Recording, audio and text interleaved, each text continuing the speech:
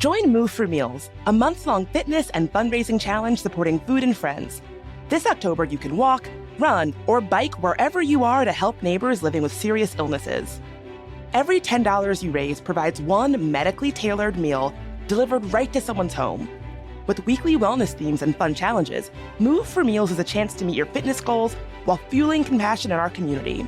Sign up today and make every step count at p2p.onecause.com/moveformeals or visit foodandfriends.org. Today on CityCast DC.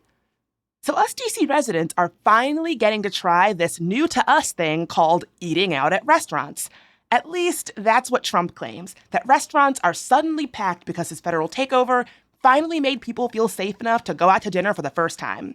In reality, the takeover is just another blow to DC's restaurant industry. And the surge in ICE enforcement has some workers and restaurant owners on edge.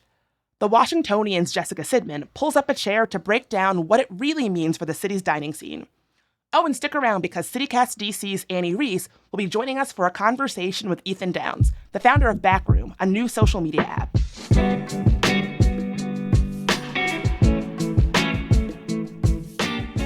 Today's Monday, September 22nd. I'm Bridget Todd, and here's what DC is talking about.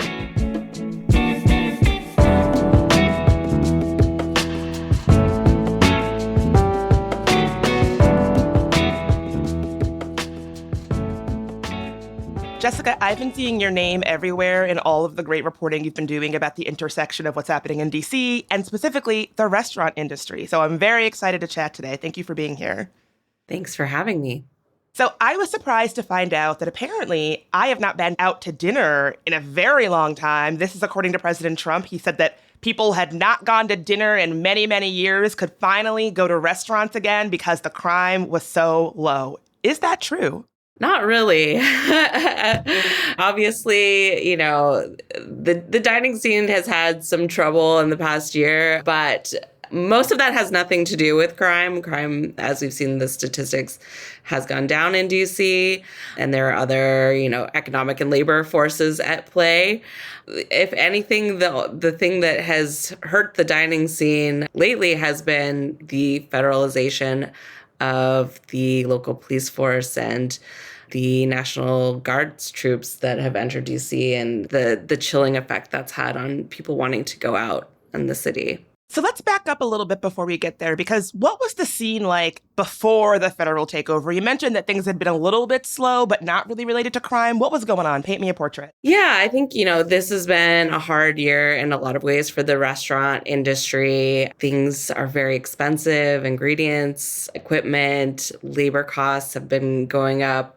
I won't get into the whole bag of worms that is Initiative 82 and the tipped wage right now, but that's a big force at play. And obviously in DC, there have been all these federal layoffs, people being a little bit tight with their money, worried about their job, or if they lost their job, so not as many people dining out. And so it has been a little bit of a slower year for some restaurants, and we've, seen a number of closures. And that's kind of just the pretext to all of this happening. But as you said, there are complex issues facing the restaurant industry, like many industries are facing. But saying, oh, it's crime, that's why the restaurant industry was slow before this takeover, the actual story is so much more complex than that, it sounds like you're saying. Yeah, absolutely. There were maybe 2 or 3 restaurants a couple years ago that cited crime, among other reasons, as a factor in their closure. But we really have not seen that be a big factor in the last year. So what happened to restaurants and their workers once Trump did deploy the National Guard and this slate of federal immigration officials?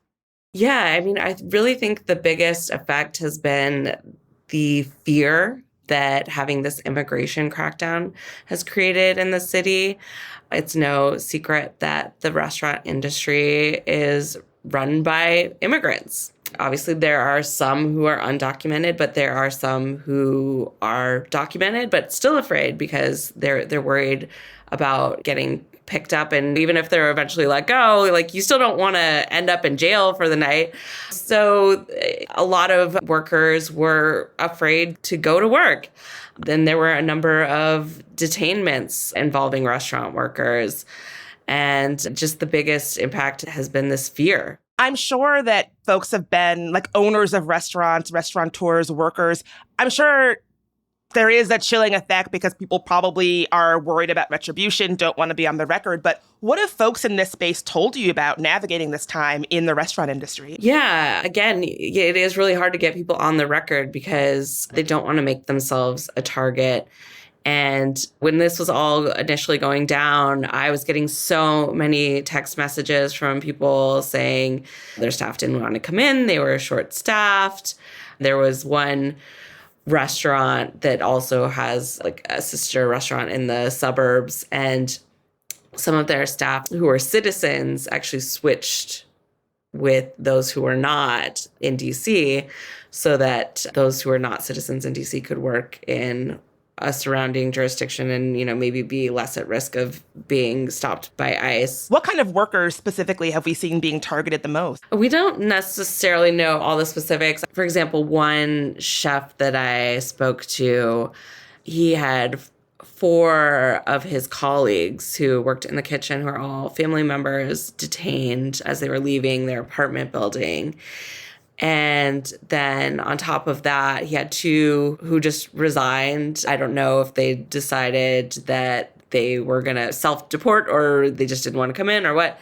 But they said that they were too scared to basically work. And then on top of that, he was saying as many as 3 to 7 employees on any given day those first few weeks who were just calling out just because they were worried about what was going on.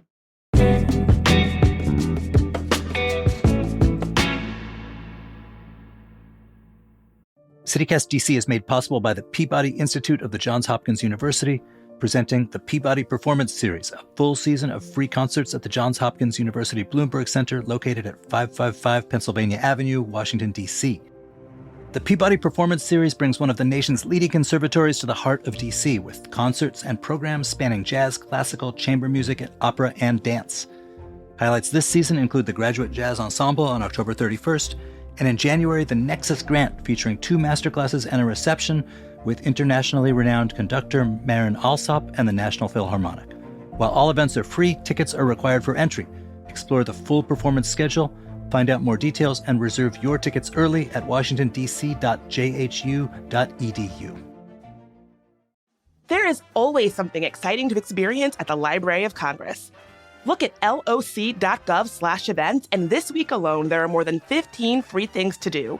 A talk with humor and pop science author Mary Roach, children's fantasy writer Catherine Rendell sharing her new book, a live concert of Texas Tejano and Chicano roots music, and an introduction to the library's business collections.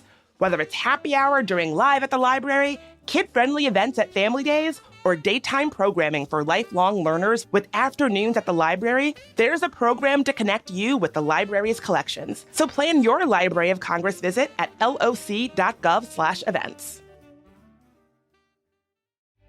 Don't miss Folger Theater's Julius X, playing September 23rd through October 26th at the Folger Shakespeare Library. This bold new play by Peabody Award-winning journalist Al Letson remixes Shakespeare's Julius Caesar with the history of Malcolm X, sampling lyrically and historically from Shakespeare's text, famous speeches by civil rights leaders, and Letson's own verse. Directed by DC-based theater artist Nicole Brewer and starring renowned Shakespearean actor Brandon Carter, Julius X explores the historical weight of Malcolm X's last days and the cyclical nature of ambition, power, and revolution. Tickets start at $20 and can be purchased online at folger.edu or by calling the box office at 202-544-7077, Tuesday through Sunday, 11 a.m. to 6 p.m. Get yours today. How have restaurants been responding to this? You've mentioned a couple of ways that they've tried to have kind of ad hoc ways of keeping their staff safe, but have you seen policies in these restaurants change in response to all of this? Yeah, I mean, in a lot of respect, there's only so much they can do, right? We haven't really seen raids of restaurants, as far as I'm aware. More of this is happening out on the streets, people leaving their apartment buildings, people in transit. But there have been a lot of efforts to help workers know their rights, provide legal resources, rides, and that kind of thing, because this is DC and the restaurateurs here are very supportive of the immigrant community here. Are there, and again, maybe this is not something you've heard, but are there restaurant owners who were like, oh, I think this is great. This is what DC needed. Business is booming. This is all working out great. Go Trump. I honestly have not heard too much of that. It's no secret this is a very liberal city.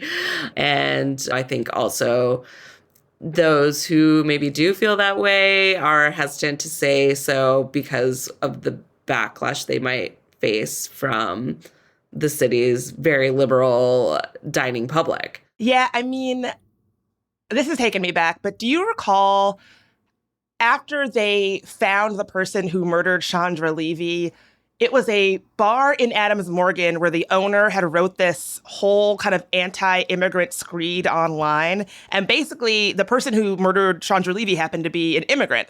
And so he was like, this is why we need, this was like many, many, many years ago. I'm really showing my age. And I remember when he did that, the sentiment was you really can't work in the restaurant industry or be part of the restaurant industry or the service industry and not value the talent and labor and creativity of our immigrant community. It just doesn't work. And I remember that being part of the conversation.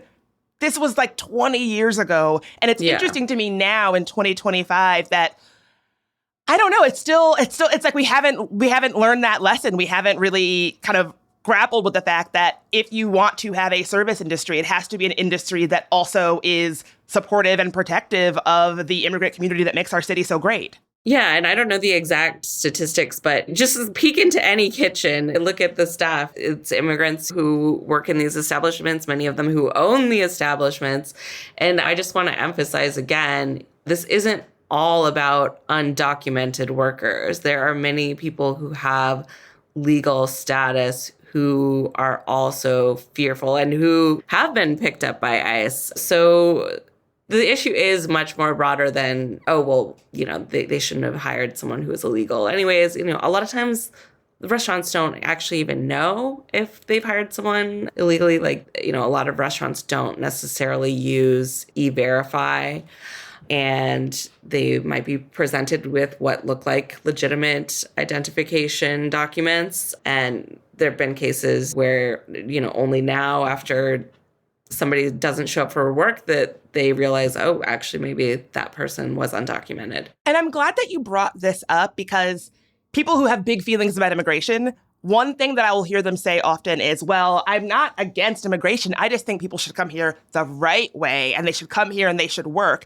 And so what you just said is that, a lot of the people that we're talking about are documented immigrants who are being arrested and targeted at work. So exactly what these folks described, like come here the quote, the right way and, get jobs. It's like that the people who are saying that they're being targeted and they're fearful, they're not going to their jobs, they're worried on the street are exactly the community that you're trying to lift up as the people that you say are the example of doing things the way that you think they should. Yeah, I think it's so easy to just say, oh, well, they're illegal, they're undocumented. But, we've just seen time and time again that those are not the only people who are being picked up right now. So what's the future of all of this moving forward?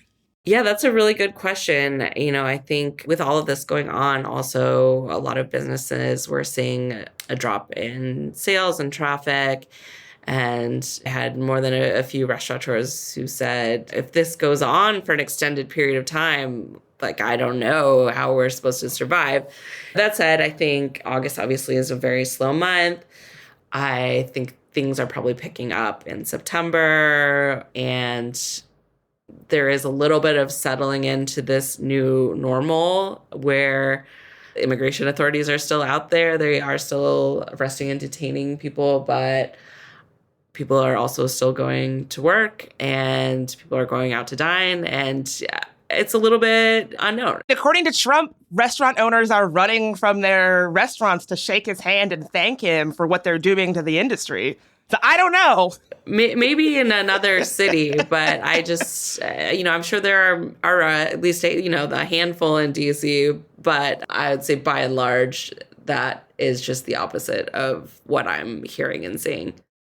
I read your coverage of what happened at Joe's Stone Crab, where the Trump and his fellow administration cronies were booed by protesters inside the restaurant. Do you think we could see more of that in restaurants here in DC? I'm not sure that we will see Trump dining out again, to be totally honest. That was the first time that he's dined out in his 2 terms as president outside of the steakhouse in the former Trump hotel. And obviously, he did it to prove this point that, oh, look how safe the city is. Here I am standing in the street going out to dinner, of course, with his motorcade and Secret Service and the streets blocked off. But obviously, with the news of Charlie Kirk's assassination, I assume that Secret Service is not going to want to take any risks. They already had a surprise of protesters, and I don't think they want to risk anything happening at this point. We already know Trump prefers to dine at the White House anyways, so I don't foresee him venturing out much more, but I could be wrong. You never know. I did want to go back to something that you said earlier about how before all of this happened, there were a smattering of restaurants that were closing or on hard times, and that they might cite crime as one of the reasons that they were having an issue, but then other things, rising costs of doing business. And it reminds me of something on the show that I really have struggled with, which is how we talk about crime. I think during the time in DC when crime was legitimately spiking in 2023, I think we really did not have thoughtful, precise conversations about crime. And a business could just cite crime as a reason that they were closing, and nobody would really ask if that really made a lot of sense, or if crime truly was the reason why they were closing. And I can't help but wonder if that sort of got us to this moment where Trump could cite crime as the justification for doing all of this, whether or not that is actually anchored in the reality of what the crime situation in DC truly does look like. Yeah, well, I think there were a lot of these high-profile violent incidents in the city, and they draw a lot of attention, and they can kind of just contribute to the vibe of the city. I've always felt that DC is a safe place to dine out. I mean, have your wits about you. It's a city, but these were, at the end of the day, isolated incidents, right? And it's not like everyone going to dinner was a victim of a crime. So I think we have to keep it in context, especially now. Like, there has been crime. There will be crime. It may go up. It may go down. But by and large, you can go out to dinner in DC and you will be fine. Jessica, thank you so much as always. I really appreciate the time. Thank you for having me. And now please enjoy this sponsored segment with CityCast's Annie Reese in conversation with Backroom founder Ethan Downs about a new social media app called Backroom and why he's hoping that it'll be the place for people to connect, have civil conversations, and find resolution.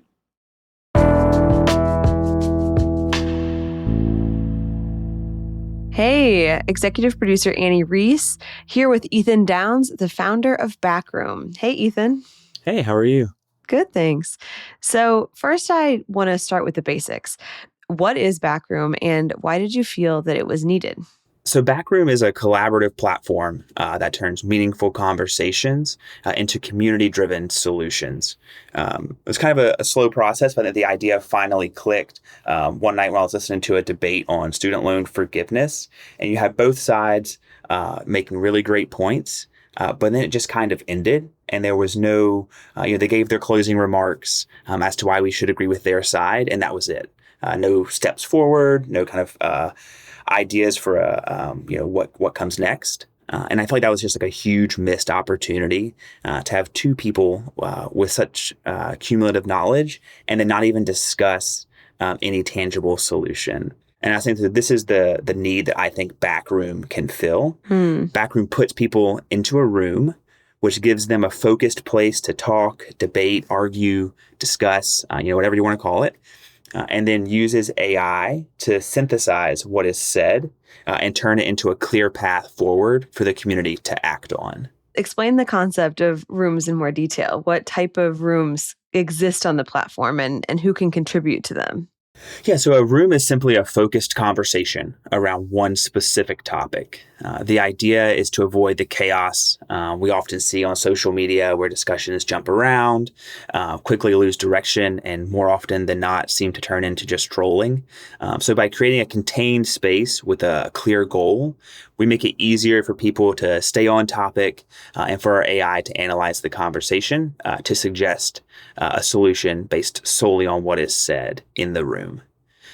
And so they're small by design, usually 5 to 10 people, so that everyone has a space to contribute and their voice can be heard. Again, right now on social media, it feels like it's very easy for people to get drowned out or just missed altogether. So by keeping the rooms small, it gives everyone a chance to share, especially when conversations are much more personal, as I think they often are in community-based topics.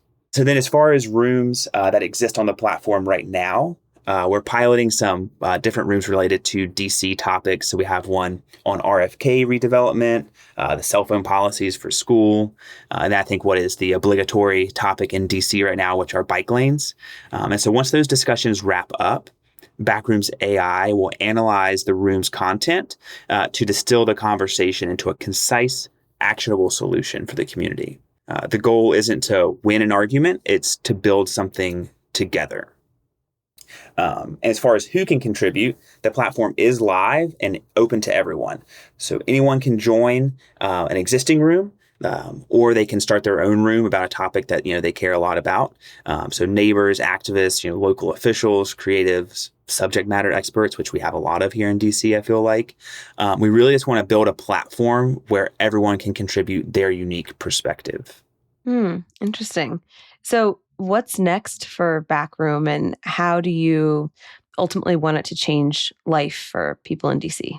Yeah, so right now we're still kind of in the early testing stages. We're trying to really refine the user experience and then just grow the number of rooms that are on the platform.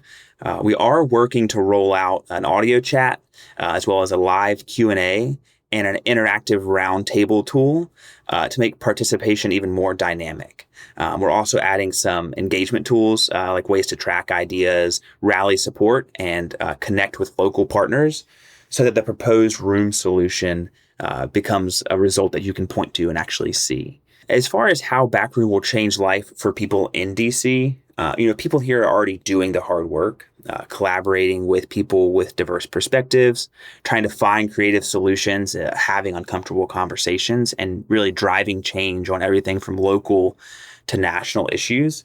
And I see Backroom as a tool that helps facilitate the parts of this community work that only humans can do. The brainstorming, sharing personal experiences, doing the kind of research and critical thinking that truly require human insight. We want to bring together all those people, the local activists, the ANC commissioners, the teachers, the entrepreneurs, the builders, the lawyers, on and on, all the people who live here in DC. We want to bring them into one place, center the discussion on a single topic, let them work through it, and then leave with a path forward. And I think that is what excites us most, is we feel like we're giving people a platform to use their voice in a context that will lead to change. Ethan, thanks for being here.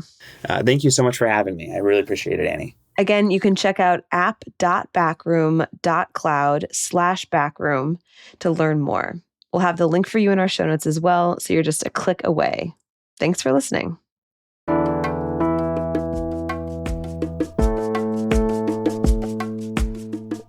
That is all for today here on CityCast DC. If you enjoyed the show, why not tell a friend, rate the show, leave us a review, and subscribe to our great morning newsletter. And become a DC neighbor. Just go to membership.citycast.fm to join. We'll be back tomorrow morning with even more news from around the city. Talk to you then.